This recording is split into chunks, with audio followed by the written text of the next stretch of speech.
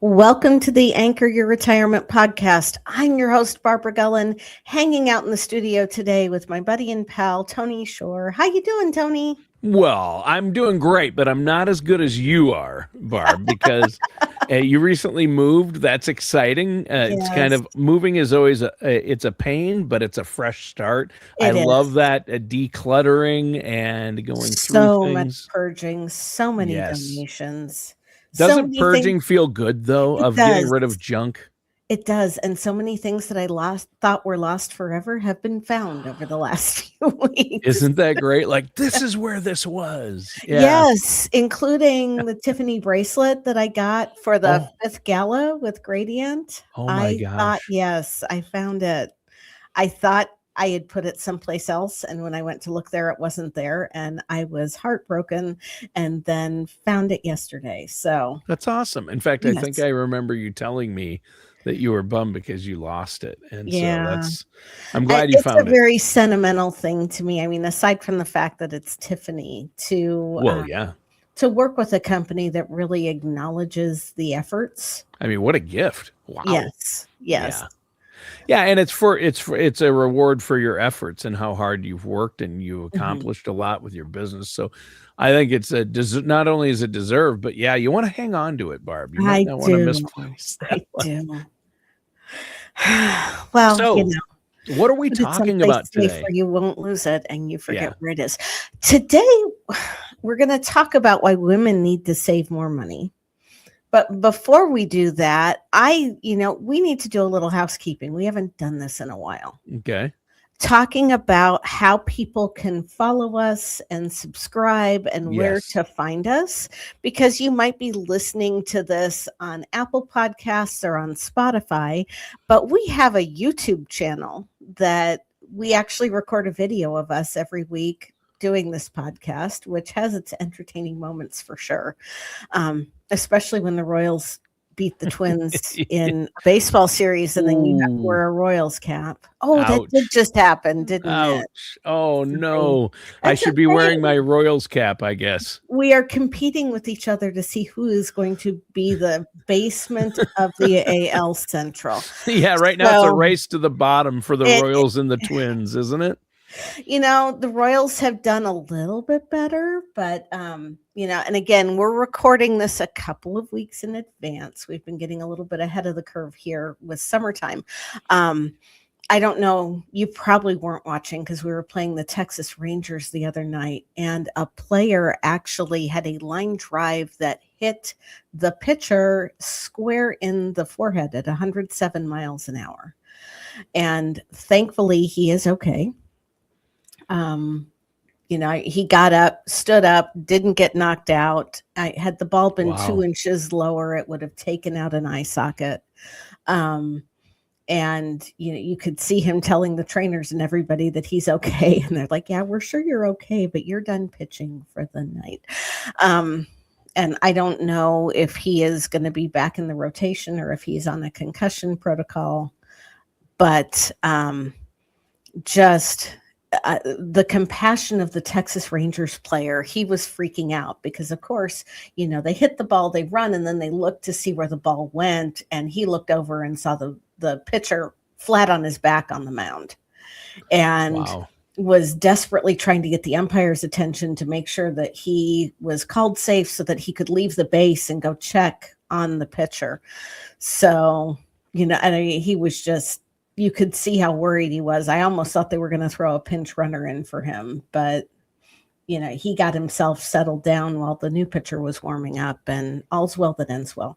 But if you Right. like this podcast and if you want to go back and listen to old episodes, because Tony, we have talked about everything from federal employees to recently we did one on vacationing on a budget, and some of my favorite ones are, we're going to talk today about why women need to save more. And I have a Yeah. heart for helping women design that retirement that they envision and helping them achieve what they envision. So many people neglect women when it comes to financial planning, probably because there's only 20 to 25% of the advisors that are licensed like I am that are women. Yeah. And it's funny because women are better at managing the day-to-day expenses, but for some reason they have been conditioned to think that that doesn't translate and carry over into managing those longer term investments. And really, they owe it to themselves to get that education and to save more because they're going to live longer. And there's just so many reasons. I have like 65,000 thoughts running through my head, and they're all trying to jump out of my mouth at the same time. Well, there's so many. That's because it's just the list goes on and on. It's It why, does. and that's why women do need to save more. It's not just something. Oh yeah, we hear about it. Women don't make as much as men. That's really changed. And has it But it really really changed for hasn't. some? And Yeah, some maybe, but for most, no. And in there's still a fact, wage gap. we had been closing that income gap, and Yeah. over the last 2 years, it's started to get wider again. Yep. And whether that's because women are historically in the lower paying professions, they're in a lot of service professions. They tend to be the nurses rather than the doctors. Although I think that is changing. What I would say when I'm looking at the medical field is I would say that nursing is a female dominated field, but I see more and more women stepping into that role of doctor. Right. However, something that I found out while I was researching for the show and that I didn't realize is that the younger you are, the smaller that income gap, the pay gap is, and the older somebody gets, the wider that gap is. Women who are 25 to 34 are going to earn about 95 cents for every dollar that their male counterparts earn. So that's not too bad. No. It's still not dollar for dollar, but it's a heck of a lot closer than the average of 81 cents a dollar. Yeah. Yeah, I mean, it used to be much worse. I mean, you go back to the 70s, it was awful. Well, right? and it's still, it still isn't the greatest. No. That's for Caucasian women. If you are a woman of color, you are going to earn even less than that. If you are, and that should not be. That's crazy that in this day and age that. I agree. Latina women only earn 54 cents on the per dollar. Oh. And Black women earn 63 cents. So, it's not only a gender problem, it is a race issue too. It's a race issue too. Yeah. But, what happens is women are the ones that usually, we call it the mom penalty. Mm-hmm. Raising the family. Yes. Taking time off to have children. Mm-hmm. And, taking that time, we as a nation do not have universal paid maternity leave. And I think we're one of the last first world countries to not have adopted that on some level. And then, because you don't have that paid maternity leave, because we don't have a childcare infrastructure that supports women returning to the workforce, a lot of women step out of the workforce. And even if it's just for that 5 or so years before the kids are in school, that 5-year gap makes a huge difference.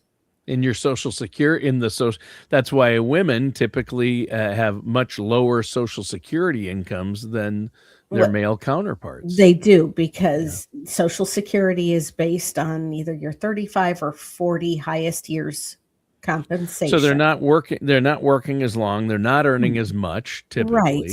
And that's we're not trying to stereotype. There are exceptions. We're not saying it's that way across the board, but in general, on average, that's what happens. And so women do need to save more. And here's the thing: as a woman, you're going to live longer. If you are in a marriage partnership, and typically since men have a shorter life expectancy by about 5 years, they are usually the ones to get sick first. When we have a married couple and one member of the household gets sick, like with my grandparents, my grandfather had Alzheimer's disease. Now, my grandmother didn't work outside the home, but we are talking about the World War II generation, the greatest Right. generation. It was a very different set of dynamics back then.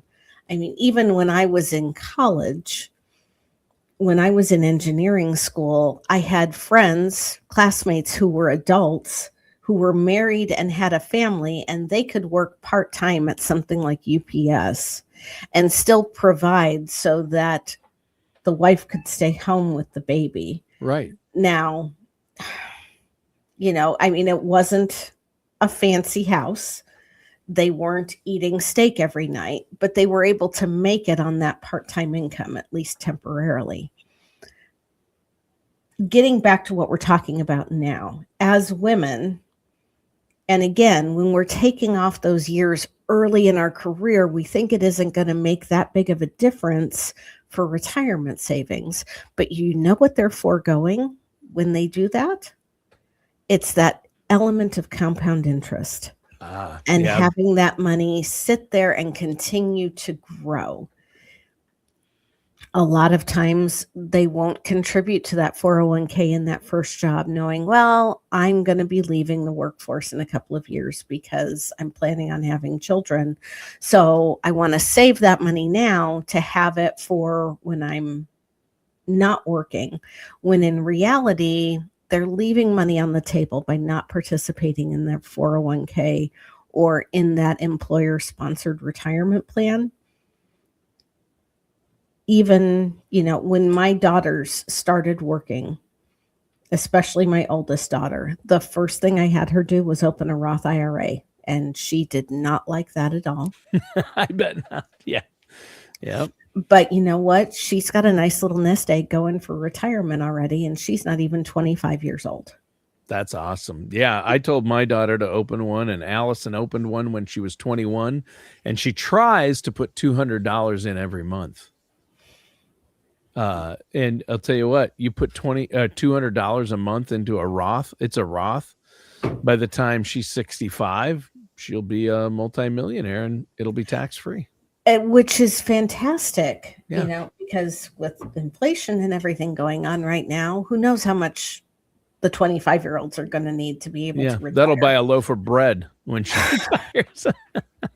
If we're not careful.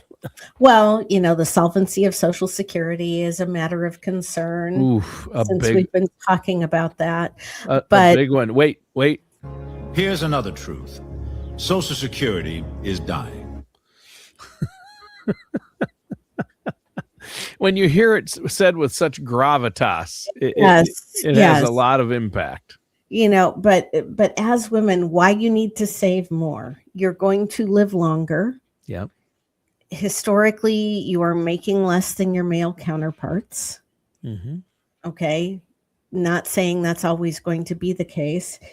If you are in a marriage relationship, usually the first partner to get sick depletes the bulk of that nest egg, unless you have prepared with long-term care insurance and have stuff earmarked for both of you. And then the counterintuitive thing about all of that is that the second person to get sick usually is sick for longer because they sacrificed their health and their well-being caring for that first person that got sick and doing everything they could to keep that person out of the long-term care facility, out of assisted living for as long as possible. There you go. Yeah. So, we end up hitting that perfect storm because people frequently look to women to be the caregivers. They're the caregivers. When we look at the sandwich generation, which is the generation that has aging parents that need help and still has kids at home, then, most of the unpaid caregivers here in the United States are women.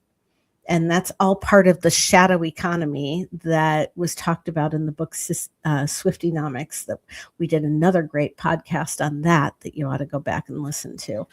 Misty Hegnes is an economist who really has studied the impact of women on the labor market and done a lot of studies and emphasis on that unpaid labor market, that the male professional is successful because he has his wife at home. And I'm being stereotypical here. Do not hit me with a bunch of comments. I'm speaking in generalities here. Sure.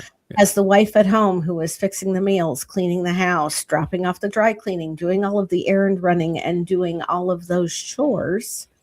And typically when a woman is in the workforce, there is not a division of labor. Basically, a woman ends up taking on a second full-time job managing the household, which is another reason why she gets sick for longer, because her health isn't the same as her male counterpart who isn't married, who leaves work for the day and gets to go to the gym and work out and then go eat a healthy meal and get enough sleep, where the working mom is leaving work to go pick up the kids at daycare, do all of that errand running. If she has not had the time to plan out that healthy meal, she is standing at the counter eating the leftovers from the kids' plates. And, Jim hasn't taken that effort to take care of herself. Right. Yeah. Yeah. And so you really need to, again, it's just to stress the point, you need a financial plan in place. And for couples, you need to take this into account. And for the husbands listening out there, or the men, you need to take into account, hey, maybe you need to wait to take your Social Security, let it roll up, because your wife's isn't going to be as much. And that way, when you pass away first, which is more than likely going to happen, she will have your higher Social Security to lean on. But if you think, oh, I'm taking it right away, that's the best thing at 62, you might be, or I'm taking the lump sum pension, or just the pension that ends when I pass. What happens to your spouse, whether it's the man or woman, but especially women, because they typically outlive men. And I mean, the stats I just read, one study just showed women outlive men by 6 years typically. It's like, wow. And so, financial planning is more than just figuring out what investment makes sense. It is long-term income planning. It is planning how you are going to pay for long-term care, which may or may not include a long-term care insurance policy, because those are one-trick ponies that get really expensive really quick. Yeah. It is. And if you get my wish and you just fall asleep one night and wake up the next morning in front of the creator that you've been planning on seeing your entire life, then you've literally lit a match to that money that somebody could have used to live on. I mean, I got a text early this morning that one of my clients passed away, and his wife was a naturalized citizen. She hasn't worked outside the home. Life is about to look very different. Yes. Because while he was alive, she was entitled to that spousal Social Security benefit, especially while they had a younger child who was still in school. But now that he's gone, she'll get half of his pension, and she's only going to be getting one Social Security check, not two. But the bills, just because one spouse passes away, the bills don't get cut in half, do they? Right. Yeah, that's the problem. Your grocery bill might be lower, but your electricity won't be that much lower. Your mortgage, the house payment doesn't get cut. That's for sure. Well, this is a great topic, and I think there are many reasons why women need to save more, save early, save often. But the important part of that is having a plan. Barb, that's where you and BG Wealth Management comes in. This is what you help people with. This is what you do. And you have a great team there to help folks. how can our listeners set up a consultation if they have questions? If there's women out there listening, hey, I want to get on top of the finances. I want both my husband and I to be a part of this, or I want to know what I can do to save more in my retirement accounts. You can always go to our website, bgwealthmanagement.com. And at the top of the page, there is a button that says schedule a consultation. It will be a complimentary, no cost, no obligation consultation where we will take a look at where you are, take a look at where you think you need to be and where you're headed, and see if those those expectations are aligning with reality. And if not, we can help you figure out how to make things work or do our best to point you in a better direction. Yeah. You can always also call us. Do it the old-fashioned way. Call 913-553-6222. Christina in our office will usually be the one handling the phones and scheduling meeting with myself. And then again, we can either sit down by face-to-face or by Zoom and get to know each other and do whatever we can to try to help you see where you are on the path to retirement and if you need to make any adjustments. There you go. And I want to encourage our listeners, again, that website is bgwealthmanagement.com. The phone number, 913-553-6222. But also you can subscribe to the show as a podcast on Spotify, Apple Music, Amazon, or Apple Podcasts, I should say, and Amazon Music. But the YouTube videos are great.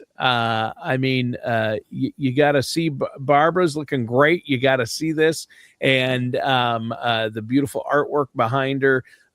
You got to watch the show.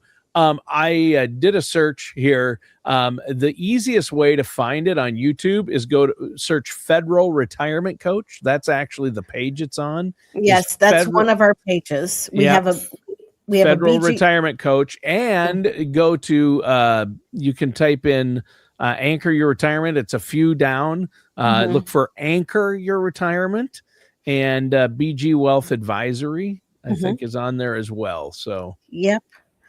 Because, our obviously our Federal Retirement Coach page is targeted definitely specifically toward federal employees. Yep. I'm not sure if all of our podcasts are on Fed Retirement Coach. They are. I just checked. Good. Yep. They are. So, well, hey, I just want to encourage listeners to find us on YouTube, and you can always go to the show page to get to those pages at bgwealthmanagement.com. But help us out and like and subscribe, because that way you'll get a notice every time we have a new podcast that comes out. Awesome. Well, Barb, great to see you today. Yes. Listeners and viewers, thanks for tuning in. That does it for today's episode of Anchor Your Retirement with our host, Barb Golan. We'll see you soon.